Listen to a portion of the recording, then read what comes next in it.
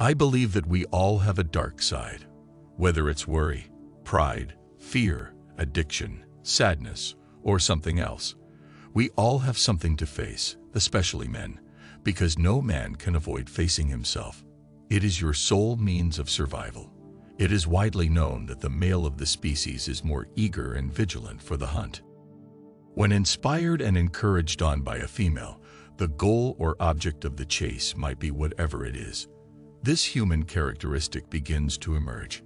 It begins in the guy at puberty and continues throughout his life. The first signs of it may be seen in athletics, when boys compete in front of a female audience, remove the women from the crowd, and the game known as football becomes a rather tame affair. Your forefathers most likely retained more sperm, especially if that woman knows how to stimulate his mind with her own. We can say that they lived in a time when there was less stimulation and manipulation, thus they saw less advertising, and so ejaculated less.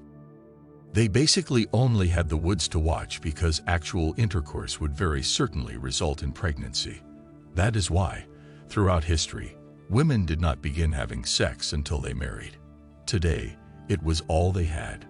They can work in the birth control pill industry, so sex is easier to enjoy now. Just because our forefathers ejaculated less doesn't mean they didn't have demons.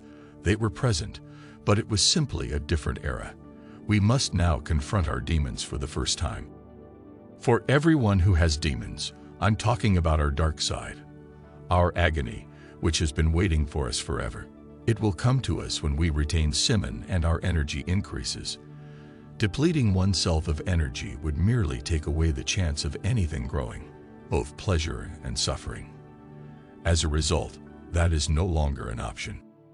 We've all got one, and we all know how it feels like its foundation is a true emotionally charged, negatively charged force. I argue it's fundamentally emotional because it only became apparent to us when we began keeping sperm. It may have existed in the past, but when you retain it, you are confronted with its most complete and powerful form. You may even wish to release simply to avoid suffering. So when everything goes wrong and your dopamine is present but not functioning, when you are afraid of interactions, when you mess up, or when you simply get uncomfortable, agitated, or angry when this happens, this is where you should build your work table. This is your new residence. This is the new way you avoid seeking comfort. It makes no difference if you are occasionally happy and everyone likes you. You have this dark side inside of you now. Some individuals are very unlucky. They become renowned and wealthy at a young age, effectively killing their chances. They never confront themselves. We are fortunate. This is not the situation in our instance. Build your house there in the pure agony of your disordered thoughts, in the things that don't make sense because they don't have a reason to exist that you keep. You are not all benefits because you have sperm. The energy feeds both your positive and negative sides. So, pay attention to the illogical moments of pure negativity that occur, this anguish, this fear, or whatever it is for, and push it as hard as you possibly can.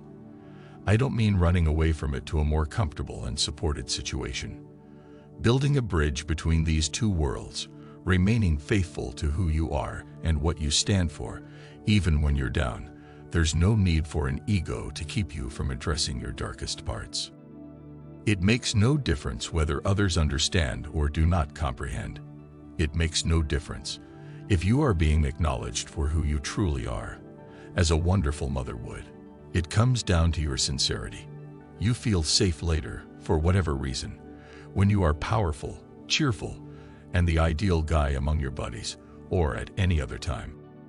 You will be stronger as a result of working with your worst side.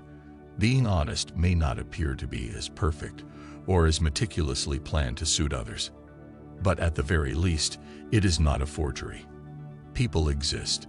They appear to be flawless. Everyone pretends that speaking anything out of the ordinary is frowned upon.